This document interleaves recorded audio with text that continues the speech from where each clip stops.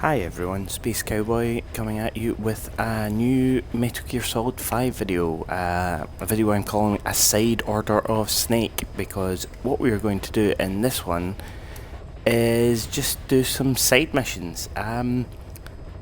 This is pretty cool. If you hold down the left bumper, not the left bumper, the right bumper, or R1 if you're on PlayStation, when you're on the helicopter, you go to a first person view and you can take a look at the stuff on the wall, and that kind of dictates where you are in the storyline. So there's Huey, there's D-Dog as a puppy, and then as a full grown dog to show that D-Dog is part of your crew. Photograph with a turned in corner, which means something in the story. If you know the end of the story, then you know what it means.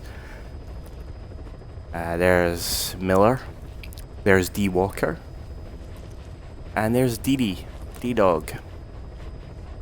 There's some stuff up here, just general maps.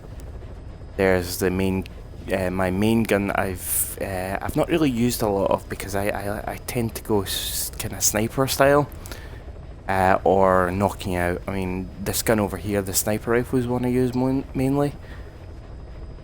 So I think these guys here, these pictures are all the people that have died, like my soldiers that have died in combat, so that's kind of like a memorial wall.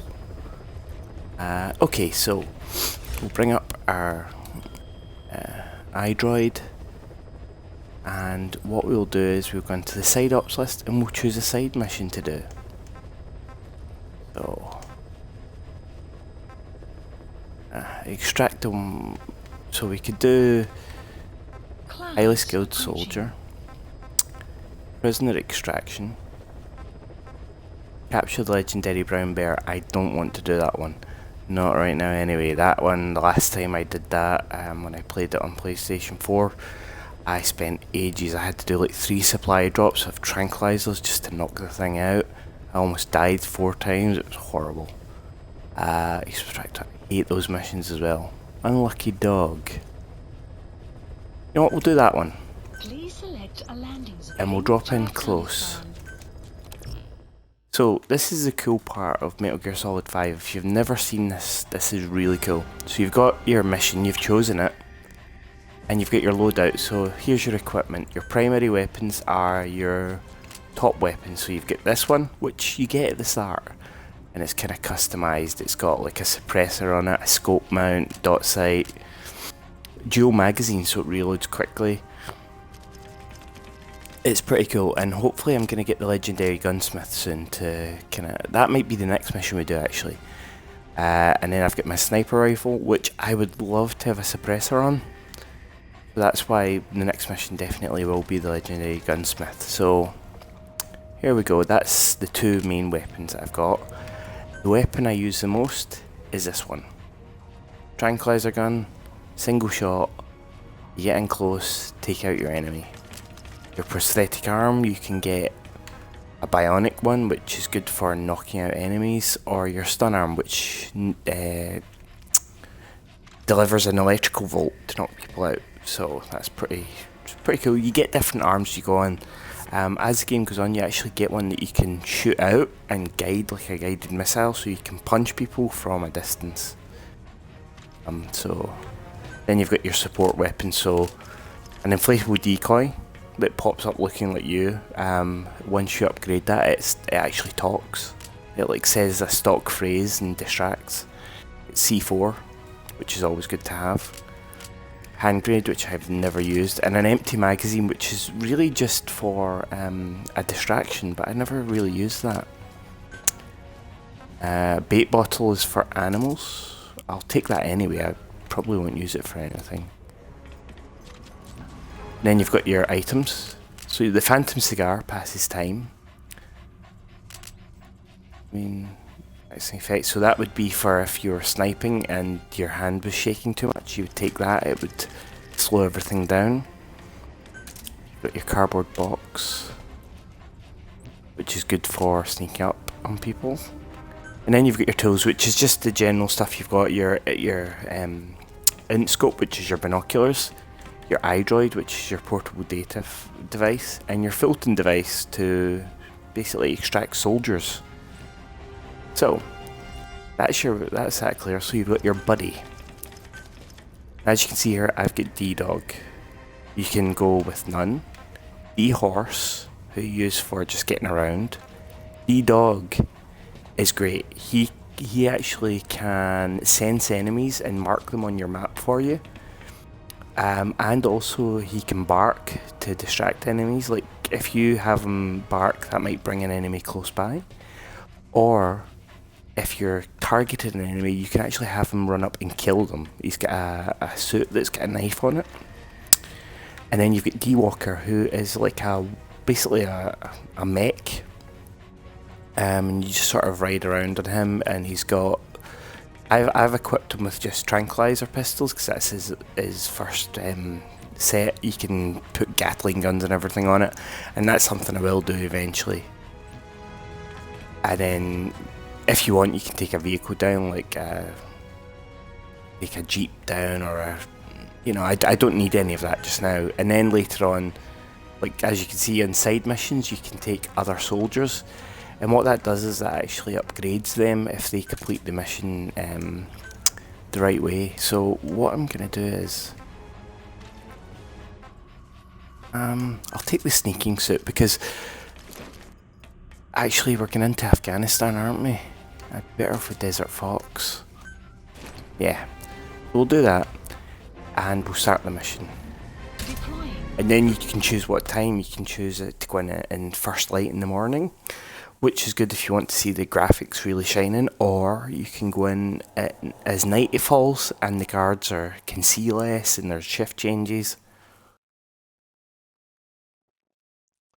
That's why I think this Metal Gear game, compared to all the others, if you go right back from Metal Gear on the... It didn't start off in the NES. What did it start off on? Oh, that's going to annoy me. I used to know this as well. Anyway, it started off on another system. Then it went to NES, and then they had Metal Gear 2. Snake's Revenge isn't counted because that's a non-canon version. And you go through all the Metal Gear games. I think 5, while people hate the plot, like the twist at the end, I think 5's the most replayable of all the Metal Gear games, because you can go at this from so many different ways. You spend a lot of time upgrading your mother base, which is your giant oil rig platform in the Seychelles, which you upgrade and it expands and becomes this huge tract of land. You can actually spend time riding around, just getting to different sections of it. So you know, it's really the most replayable. But what we're going to do is we're going to mark where we're going.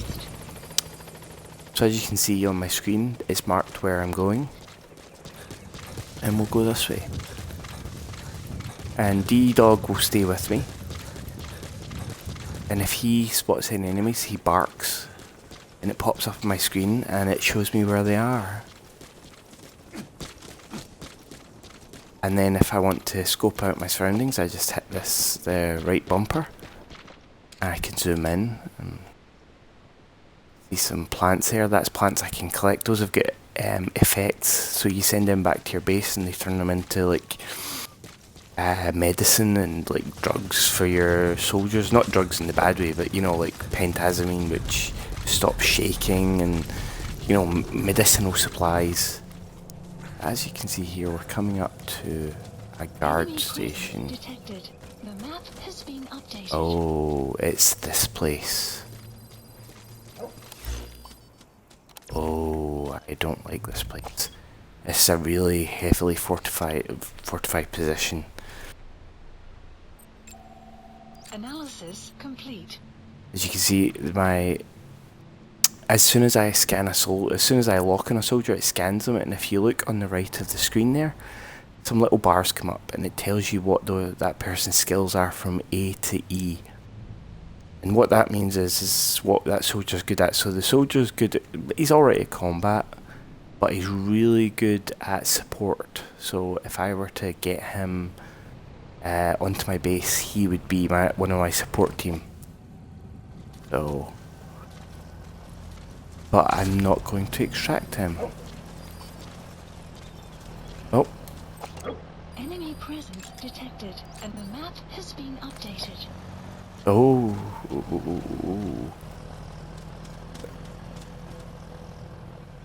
Okay.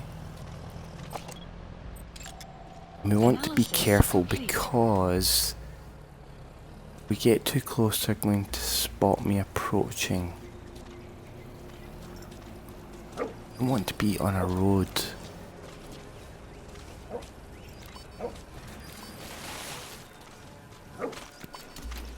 The D-Dog, as he's barking there, what he's doing is marking out all the positions of enemies. He's also found the prisoner that I'm here to extract.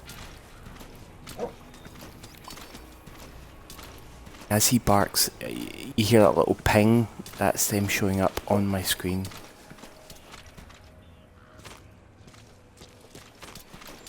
I'm gonna crawl. There's another one popped up. So as you can see, this base is basically teeming with soldiers. And getting someone extracted out here is going to be very difficult. Let's take it easy here. Okay.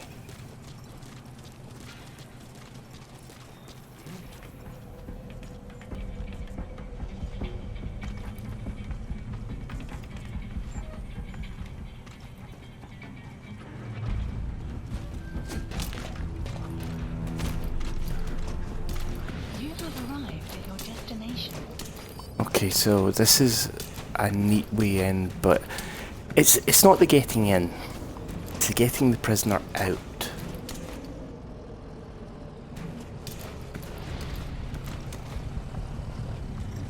Got a helmet on.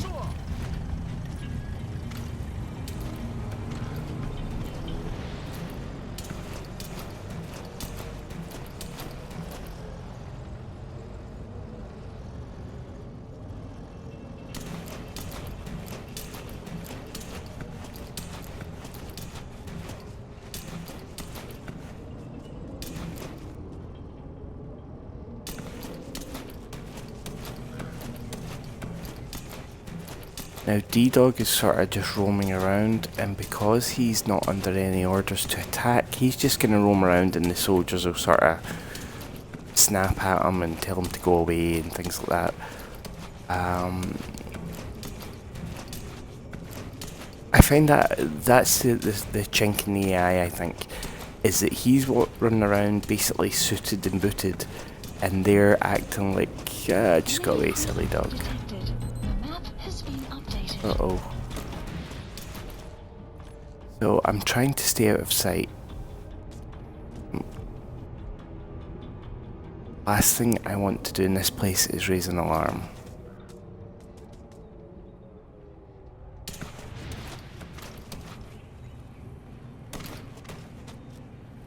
That guy right there.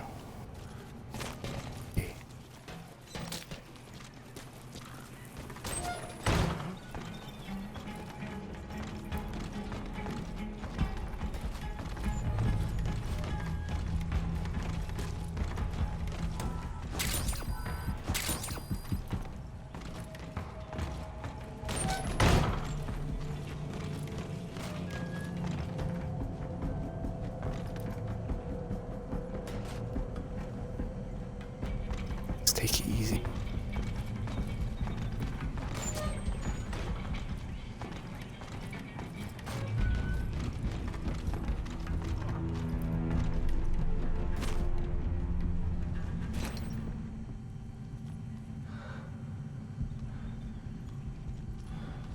Лучше посмотреть.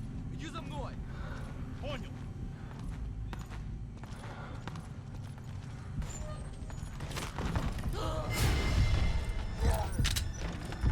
So this is my reflex time.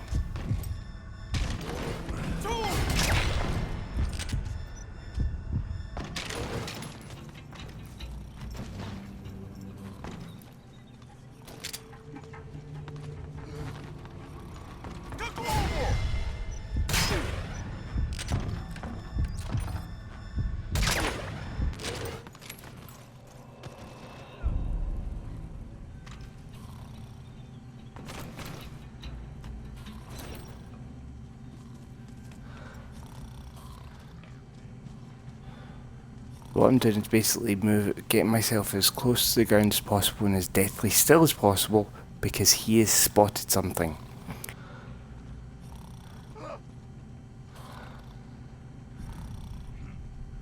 Соберись!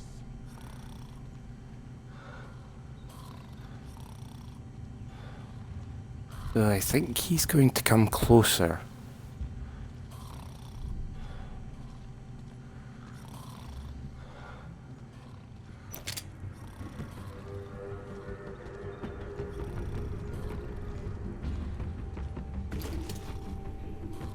Yep. I will knock him out as well. Hopefully.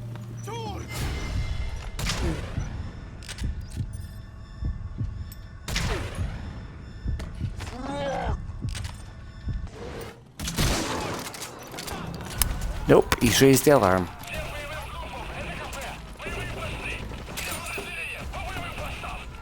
Okay, so we're just gonna have to go weapons free.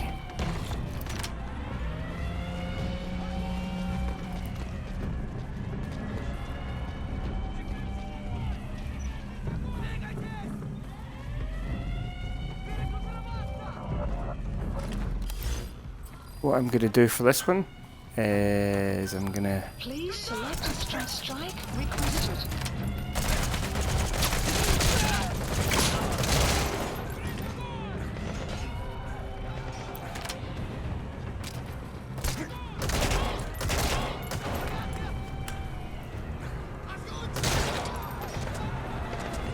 Strike will commence shortly.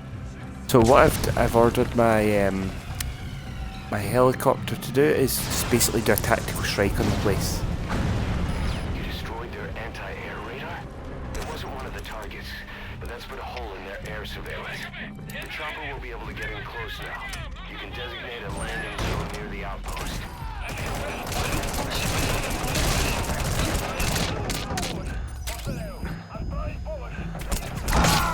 Oh, and I'm dead. Snake, talk to me!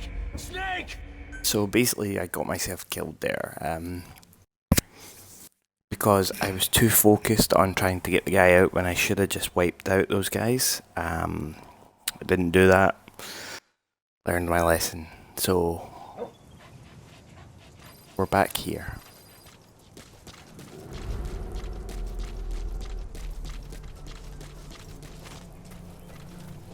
But I can see I can do a drop-in of smoke, so I think that might be a good way to do this, is get into that tunnel, Detected. The map do it, has been drop in updated. some smoke, and use that cover of smoke to get out.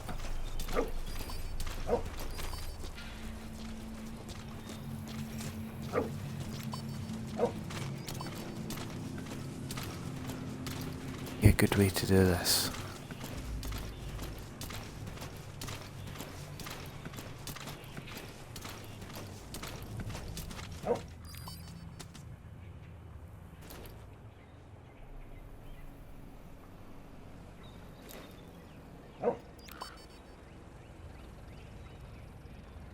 I just want him to move now.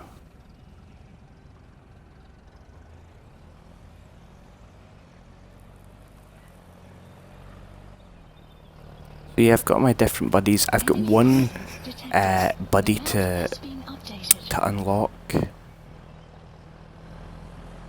and that is Quiet, the sniper. I have not unlocked her yet. I have her at my base. We've got her under observation, and there was a point where she wanted to come out a mission with me.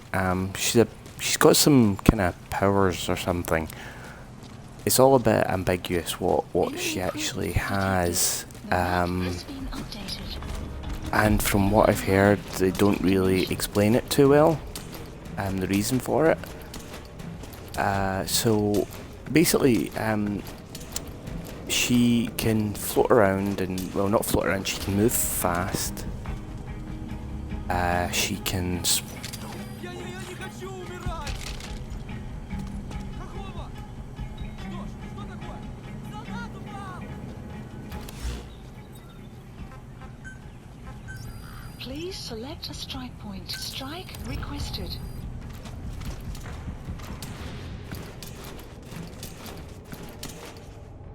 So, she's at my base. We captured her in a mission where I had the choice to kill her or keep her, take her prisoner, and I kept her. I mean, I don't think there is a choice. Strike will commence shortly. But she's at my base now, and there comes a point later when, yeah, we do. She does come out on missions with me, so I'm looking forward to having her around because she is a really good asset.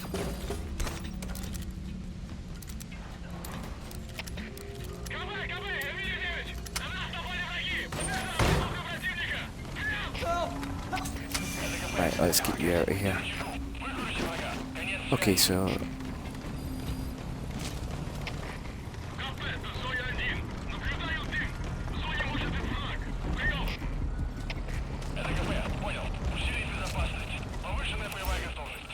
we're gonna call them in again, and I'm gonna have them bombard the place now. Strike point. Strike requested.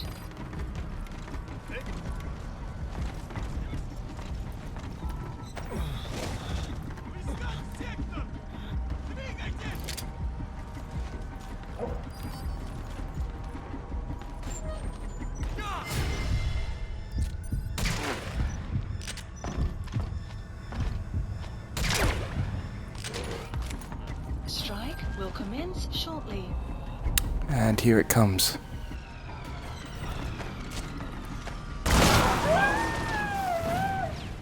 Oops. Boss, what happened? Boss!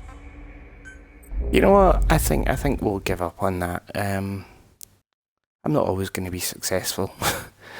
So what we're going to do is we're going to go back to Mother Base, and I'm going to show you around Mother Base very quickly, and then I'll end the video.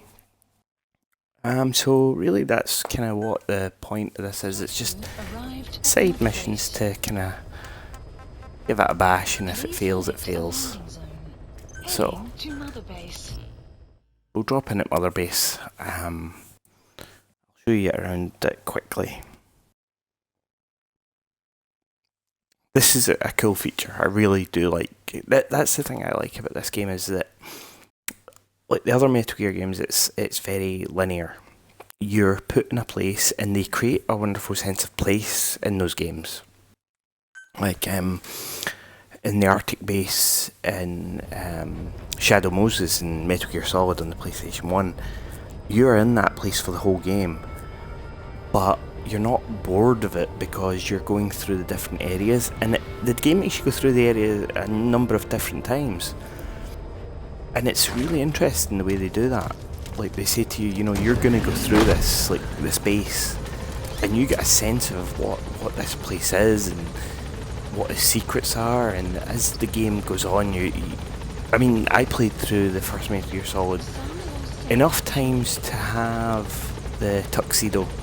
Like as you unlocked different things, there was a gradual unlock of you playing the whole game as a tuxedo, kind of an homage to James Bond, where you're playing Snake dressed in a tuxedo.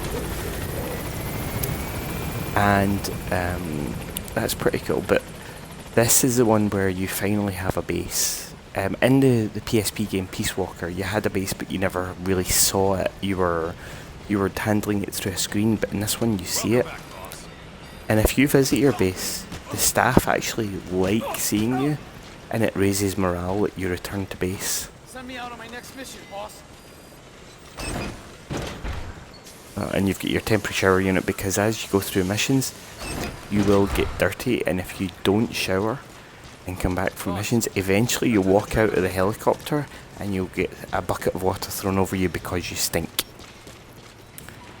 But when you start the game, your entire base is this one platform that I'm standing on right now. There is nothing that way, and there's nothing over there. It's just empty sea. But as you upgrade, I'll show you how. You go into your iDroid, and you go to base facilities.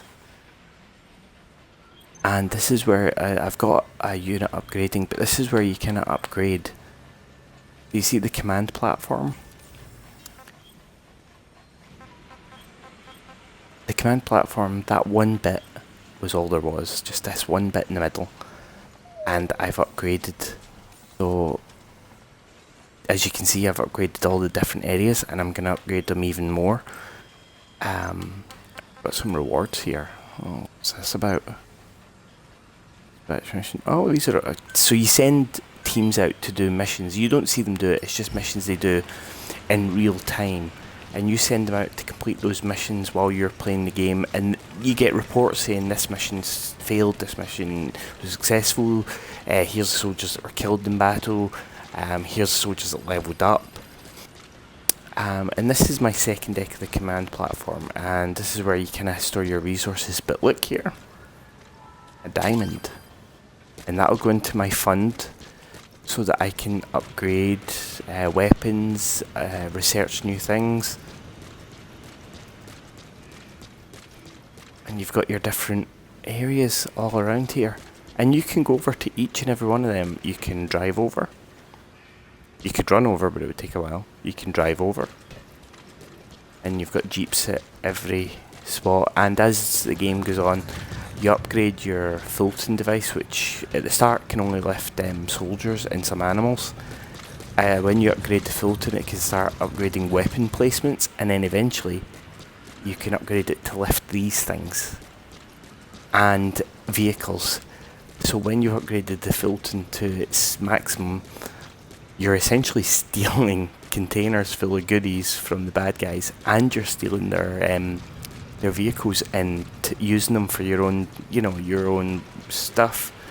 Things like D-Walker, my little mech, there's versions of them around being used in missions. You can steal them, and if you do that well enough, soon your base is actually being defended by them. There's another thing I want to talk about, and I'm getting quite distracted here, but I'll quickly talk about it.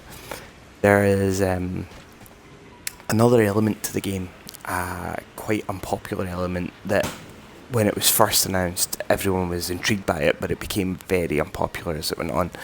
It's called the forward operating base mechanic, and essentially what that is the multiplayer component of the game. And I'm not talking about Metal Gear Online, which is the kind of PvP style, mission-based deathmatch style stuff you do. Forward operating base, at a certain point, a certain mission, I think it's 26 or 27, you start the mission and all of a sudden you get a call saying your base is under attack. So you quickly grab a flight and get extracted back to base.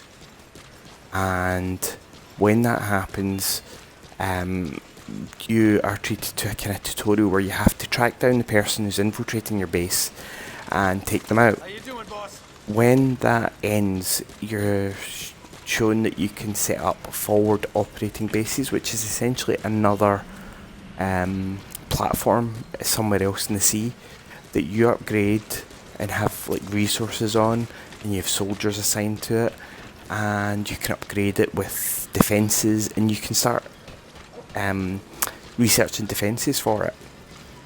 And essentially what it is you defend it, and then what you can do later on, and I see another diamond, what you can do later on is you can actually invade other people's bases.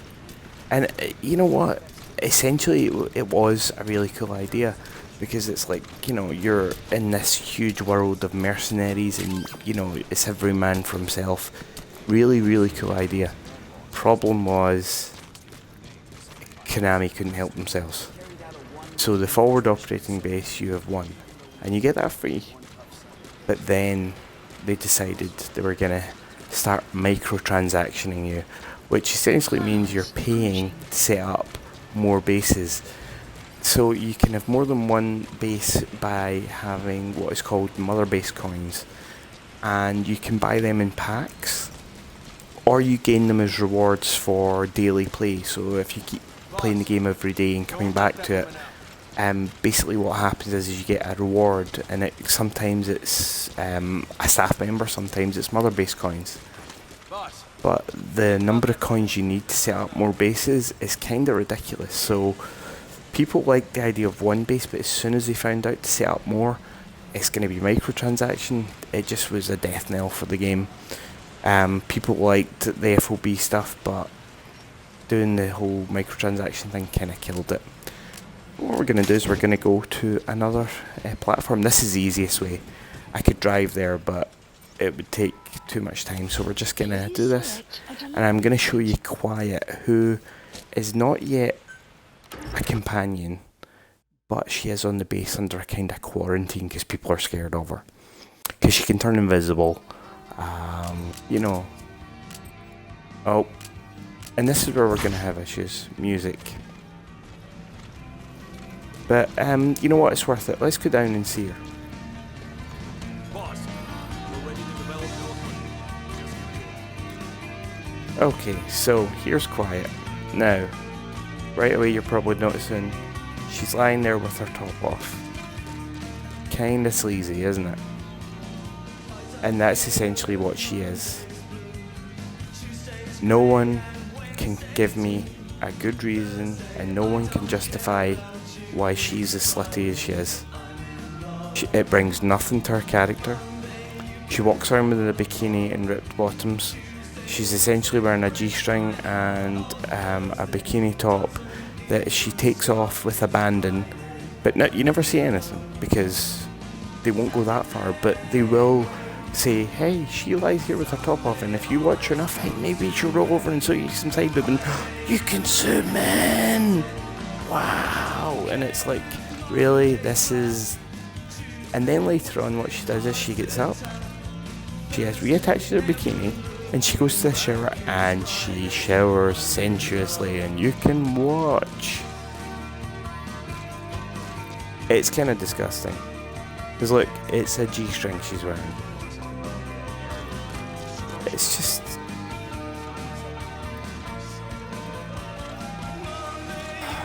I just don't like it. I don't like it.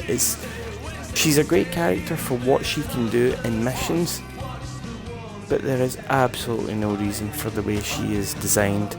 And Hideo Kojima said before the game came out that there was going to be a good reason for it, and you know, you were going to actually identify with her and actually feel sorry for her because of what's happened to her. Now, don't get me wrong, if he could have come up with a compelling reason for her being that way, I would have been like, you know what, Hideo Kojima, go for it. I agree. Because if he can justify anything, you know, I mean, he was able to justify Vamp.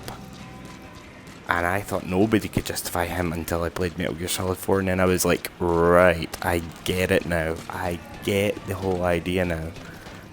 But he cannot justify Quiet. And maybe if he'd been given more time to finish the game, because he does say that the game is incomplete. There was supposed to be a mission at the end of the game that was going to wrap up everything, and it didn't happen. Konami kind of pushed this one out the door, so maybe he could have justified it, but I think it would have taken a lot more than one mission to justify. Oh yeah, you can go in there, but I'm not going to go into that now.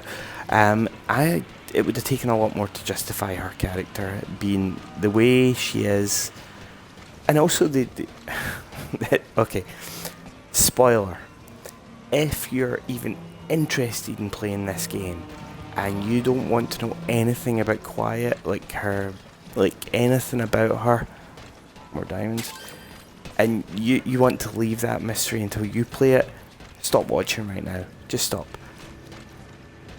Quiet doesn't eat. She doesn't eat at all. She doesn't eat, she doesn't drink. And they put food down to her and she doesn't touch it. And they're trying to think, well, why is that? Because, you know, she's got to generate energy somehow. So how does she do it? You know what they give you the reason for? And it's probably the most ridiculous thing I've ever heard.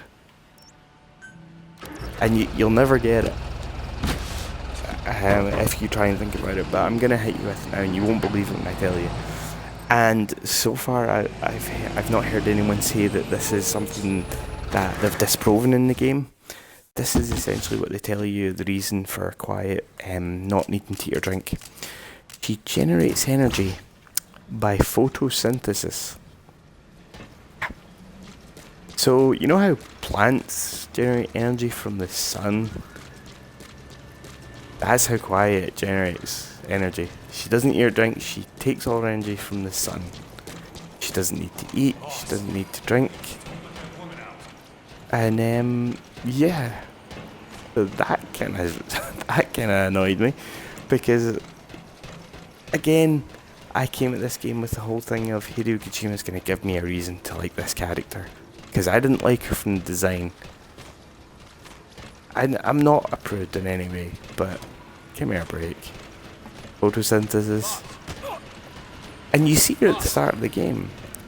In the start of the game there's a mission, well, it's not a mission, but at the start of the intro of the game when you're in the hospital and you wake up after 9 years of being in a coma, an assassin comes in to kill you. And she is unsuccessful, but her face is Quiet's face. And I'm thinking to myself, well, that's gonna tie in. And as far as I got in the PlayStation 4 version, it never did. So, you know, it's one of those things of like, is this gonna pay off anytime soon, or is this just gonna be one of those things there it doesn't get explained? Because the assassin that comes in to kill you that looks like Quiet gets doused in she gets doused in a kind of a flammable alcohol, and she gets set on fire, and she basically dives out the window to save herself. So, you know, it's one of those things of, is that going to play into it, that she originally was, you know, she originally was one of these, she originally was this person, and then because of what happened to her during that failed assassination attempt, she became Quiet? I don't know.